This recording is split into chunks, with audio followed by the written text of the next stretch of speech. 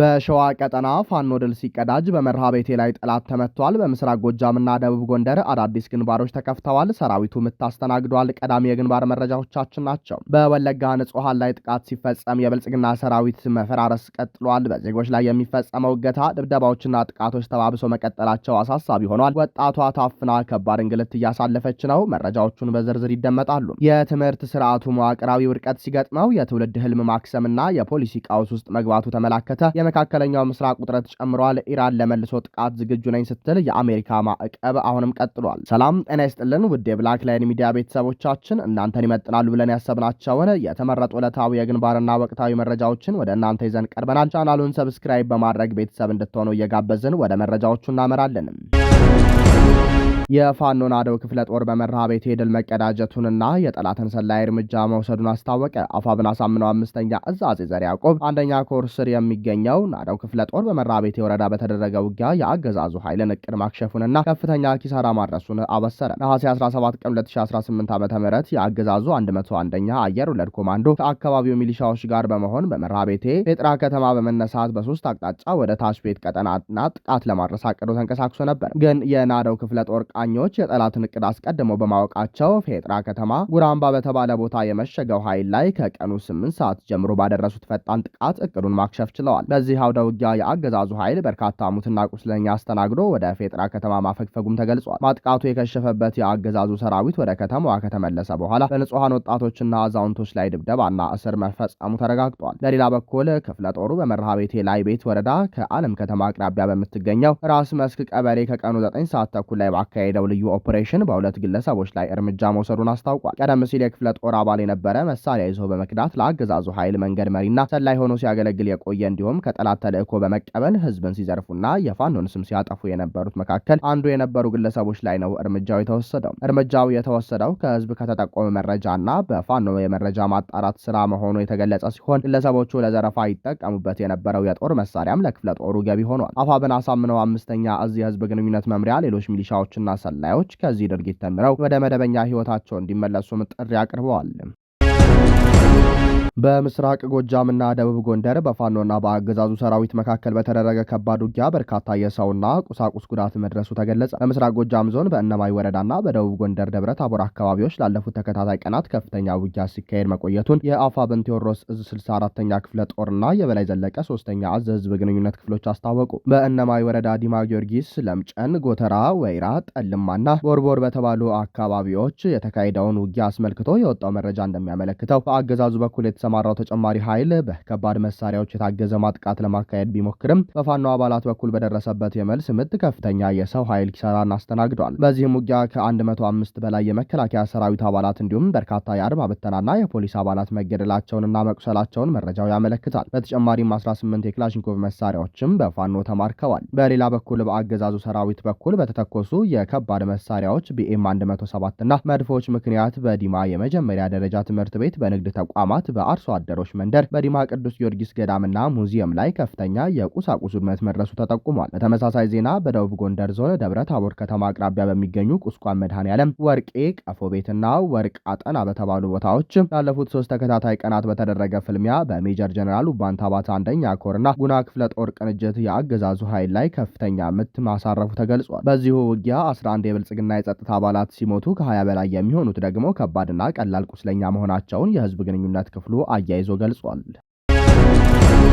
በወለጋ በንጹሃን ላይ ጥቃት ሲፈጸም የብልጽግና ሰራዊት ከካምፕ መክዳት እየጨመረ መጥቷል። በወለጋ በአማራ ተወላጅ ንጹሃን ዜጎች ላይ የሚፈጸመውን ጥቃት ተጠናክሮ ሲቀጥል፣ በሌላ በኩል የአገዛዙ ሰራዊት አባላት ትጥቃቸውን በመያዝ ወደ ፋኖ ኃይሎች በመቀላቀል ላይ እንደሚገኙ አፋብን የተገኙ መረጃዎች አመላከቱ። ከአፋብን ህዝብ ግንኙነት መምሪያ የተገኘው መረጃ እንደሚያመለክተው የአገዛዙ ሰራዊት ከክልሉ ጥምር ኃይሎችና ከኦነጋዊ ሰራዊቱ እንዲሁም ከቄሮ ጋር በመተባበር በአካባቢው በሚገኙ ንጹሃን ላይ አሰቃቂ ጥቃቶችን ፈጽመዋል። በተለይም በቅርብ ቀናት ውስጥ በሌሊ ተክለ ሃይማኖት የሃይማኖት ተቋም ላይ ውድመት ማድረሳቸው፣ ፈንደቃን ሙሉ በሙሉ ማቃጠላቸውና የአንድ ወደ ሻሾበር ከተማን ማውደማቸው ተገልጿል። በእነዚህ ጥቃቶች አቅመ ደካሞች፣ አይነ ስውራን፣ ነፍሰ ጡሮችና አመጫቶችን ጨምሮ ከ60 በላይ ንጹሃን ዜጎች በግፍ እየተጨፈጨፉ ሲሆን የአንድ ወደ ሻሾበር ቅድስት ሥላሴ ቤተክርስቲያን ዋና አስተዳዳሪ ቆሞስ አባ ታደሰም የጥቃቱ ሰለባ ከሆኑት መካከል እንደሚገኙበት ተጠቅሷል። በተጨማሪም ከኪረሙ ወረዳ ተፈናቅለው በቆፍ ቆሬ አባጆ በተባለች ስፍራ መጠለያ አግኝተው የነበሩ ህጻናት፣ እናቶችና አባቶች ላይ ከባድ መሳሪያዎች፣ መድፍ፣ ዙ 23 እና ታንክ በመጠቀም ተኩስ መከፈቱና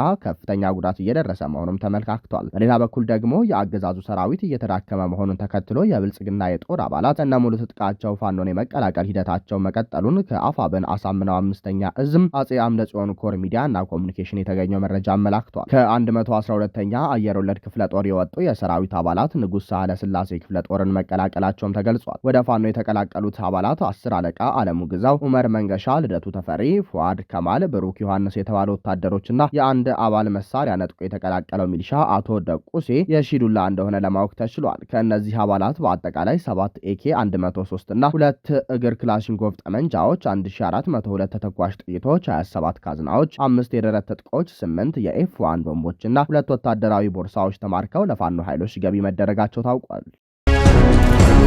በኢትዮጵያ በዜጎች ላይ የሚፈጸሙ እገታዎች፣ ድብደባዎችና ጥቃቶች ተባብሶ መቀጠላቸው ተገለጸ። በተለያዩ የሀገሪቱ አካባቢዎች በዜጎች ላይ የሚፈጸሙ የሰብአዊ መብት ጥሰቶች፣ ህገወጥ እገታዎችና የታጠቁ የአገዛዙ አካላት ጥቃቶች በከፍተኛ ሁኔታ መጨመራቸውን የሚያመላክቱ አዳዲስ መረጃዎች ወጥተዋል። በጉራጌ ዞን አበሽጌ ወረዳ ናቻ ቁሊት ቀበሌ ነዋሪ የሆነችው ወጣት ወጋገን እርገጤ ነሐሴ 7 ቀን 2018 ዓ.ም ምሽት ከመኖሪያ ቤቷ በአገዛዙ በጸጥታ ኃይሎች ተይዛ ከተወሰደች በኋላ ከፍተኛ ድብደባና ስቃይ እየደረሰባት እንደሚገኝ ቤተሰቧ ቅርብ የሆኑ የመረጃ ምንጮች ገልጸዋል። ወጣቷ ለአፈናና ለእንግልት የተዳረገችው በቅርቡ በአሰቃቂ ሁኔታ የተገደሉትን 3 ወጣቶች መረጃ ለህዝብ አውጥተሻል በሚል አላስፈላጊ ፍረጃ መሆኑም ተጠቅሷል። የወጣቶቹ ግድያ የክልሉ አስገዳይ አመራሮች ጭምር የተረጋገጠ አሳዛኝ ድርጊት ቢሆንም እውነታውን በማጋራቷ ብቻ ያለ ህግ አግባብ ተይዛ እንድትሰቃይ መደረጉን ከፍተኛ ቅሬታና ቁጣን ፈጥሯል። ወጣቱ ወጋገን ቀደም ሲል ተሰውራ ከነበረችበት ያልታወቀ ስፍራ ተመልሳ በአሁኑ ወቅት በዞኑ ፖሊስ መምሪያ ታስራ እንደምትገኝ የታወቀ ሲሆንም ድርጊቱ የሚቃወመው አካላት ወጣቷ በአስቸኳይ እንድትለቀቅና የሰብአዊ መብቷ እንዲከበር ጥሪ አቅርበዋል። በሌላ በኩል በሸርካ ወረዳ ዋጂ እግዚአብሔር አብ ቤተክርስቲያን ሃይማኖትን መሰረት ያደረገ አፈሳ መፈጸሙ ተሰማም። በዕለቱ ከነበሩ ምዕመናን መካከል 23 ኦርቶዶክሳውያን የታፈሱ ሲሆን 3ቱ ማምለጥ ሲችሉ 20 ያህሉ በቁጥጥር ስር ውለው ተወስደዋል። ፖሊስ ያመለጡትን ሰዎች ማግኘት ባለመቻሉ የቤተሰቦቻቸውን አባላት በድብደባና በእንግልት እያሰቃየ እንደሚገኝ ከስፍራው የተገኙ መረጃዎች አመላክተዋል። በተያያዘ ዜና በሰሜን ሸዋ ደራ ወረዳ በህዝብ ላይ ብርቱ ስቃይና እንግልት ሲፈጥር ነበር የተባለው የወረዳው አስተዳደር ተፈራ ደሴ በተወሰደበት እርምጃ ህይወቱ ማለፉ ተሰምቷል። ግለሰቡ በተለይም የአገዛዙ ተልዕኮ አስፈጻሚ በመሆኑ በንጹሃን የአማራ ተወላጆች ላይ ከባድ ስቃይና እንግልት ይፈጥር እንደነበረም ተገልጿል። በተመሳሳይ መልኩ በወለጋ በአንገርጉትን ከተማ የአማራ ብሔር ተወላጆች ላይ አሰቃቂ ድርጊት ይፈጽም የነበረውና ንብረት የመዝረፍ ድርጊት ሲፈጽም ነበር የተባለው የከተማዋ ሚሊሻ አመራር አቶ አበራ ላይም የማያዳግም እርምጃ መወሰዱ ተገልጿል። የትምህርት ስርዓቱ መዋቅራዊ ውድቀት ሲገጥመው የትውልድ ህልም ማስክሰምና የፖሊሲ ቀውስ ውስጥ መግባቱ ተመላከተ። በኢትዮጵያ በየዓመቱ የሚሰጠው የ12ኛ ክፍል ሀገር አቀፍ ፈተና ውጤት በቀጣይነት የትምህርት ስርዓቱን መዋቅራዊ ውድቀትና የፖሊሲ ስህተቶችን ፍንትው አድርጎ የሚያሳይ አሳዛኝ እውነታ ሆኗል። የትምህርት ሚኒስትሩ ፕሮፌሰር ብርሃኑ ነጋ ከ550,210 ተማሪዎች መካከል ማለፍ የቻሉት 70,544 ተማሪዎች ብቻ ናቸው ሲሉ የሰጡት መረጃ የሀገሪቱን የትምህርት ጥራት መሻሻል ሳይሆን ስርዓቱ ከመሰረቱ መፈራረሱን እና የትውልድ እድል በከንቱ እየባከነ መሆኑን የሚያረጋግጥ ነው። ከግማሽ ሚሊዮን በላይ ከተፈተኑ ተማሪዎች መካከል 87% ያህሉ ማለፍ አለመቻላቸው ቀላል አሃዛዊ መረጃ ሳይሆን በሀገሪቱ የትምህርት ታሪክ ውስጥም የታየ ትልቅ ጥቁር ነጠብጣብ ነው ሲሉ የጉዳዩ ተከታታዮች ጠቁመዋል። አገዛዙ የፈተና ሌብነትንና ስርቆትን ለመክታት የወሰደው የጥብቅ ቁጥጥር እርምጃ በራሱ የሚደገፍ ቢሆንም የፈተና ስርቆትን ማስቀረት ብቻውን የትምህርት ጥራት ተረጋገጠ የሚያስብል አይደለም። ጥራት ያለው ትምህርት የሚጀምረውና የሚገነባው ከተከተሉት መሰረታዊ ጉዳዮች እንጂ ከፈተና ቁጥጥር ጥብቅነት አለመሆኑ ተመላክቷል። ጠንካራ ስርዓተ ትምህርት፣ በቂ የመማሪያ መጽሐፍትና የተሟሉ የላቦራቶሪ ቁሳቁሶችን ማቅረብ፣ ለይዘትና ለመማር ማስተማር ዘዴው ብቁ የሆኑ ተገቢው ክፍያና ጥቅማጥቅም የሚከፈላቸው መምህራንን ማፍራት፣ ተማሪዎች ያለ ስጋትና ያለ ስነ ልቦናዊ ጫና የሚማሩበትን ሰላማዊ ሁኔታ ማመቻቸት ሳይቻል የትምህርት ጥራት ላይ ስለሰራን የወደቀው ተማሪ ቁጥር ብዛት መንገር የትውልድ ብክለት እንጂ ሀገራዊ እድገት አለመሆኑ ተገልጿል። የትምህርት ሚኒስቴር የታችኛውን እርከን ሳይገነባና የመማሪያ አካባቢውን ሳያስተካክል መጨረሻ ላይ በሚሰጥ ፈተናና ውጤት ላይ ብቻ ማተኮሩ የችግሩን ስረ መንስኤ ከመፍታት ይልቅም ወጣቱን ትውልድ ለከፍተኛ ዋጋ እንዲዳረግ አድርጎታል። ፈተናን በጥብቅ መቆጣጠር የመልካም አስተዳደር ተግባር እንጂ በትምህርት ጥራት ላይ የተደረገ መዋቅራዊ ለውጥ ሊሆን አይችልም ያሉት የጉዳዩ ተከታታዮች ሀሳባቸውን ሰንዝረዋል። በመቶ ሺዎች የሚቆጠሩ ወጣቶችን ያለምንም ተስፋ ትምህርታዊ አማራጭና የሙያ ስልጠና ሜዳ ላይ መበተን የትምህርት ማሻሻያ ውጤት ሳይሆን የፖሊሲና የማስፈጸም አቅም ውድቀት ማረጋገጫ ነው። ተቺዎች እንደሚሉት ወጣቶችን በትምህርትና ማስፋትና በስራ እድል መቅረብ ሲገባ ይህን ያህል ቁጥር ያለው ትውልድ ተስፋ አጥቶ እንዲቀመጥ ማድረግ የሀገሪቱን ኢኮኖሚያዊና ማህበራዊ ሁኔታ ለከፍተኛ አደጋ ያጋልጣል ብለዋል። ወጣቶች አማራጭ በማጣት ለተለያዩ ፍላጎቶች ለውትድርናና ለግጭቶች ተጋላጭ እንዲሆኑ መገፋፋታቸው የትምህርት ስርዓቱ ትውልድ የማፍራት ሳይሆን የማምከን ሚና እየተጫወተ ነው የሚል ጥብቅ ወቀሳን አስነስቷል። አገዛዙ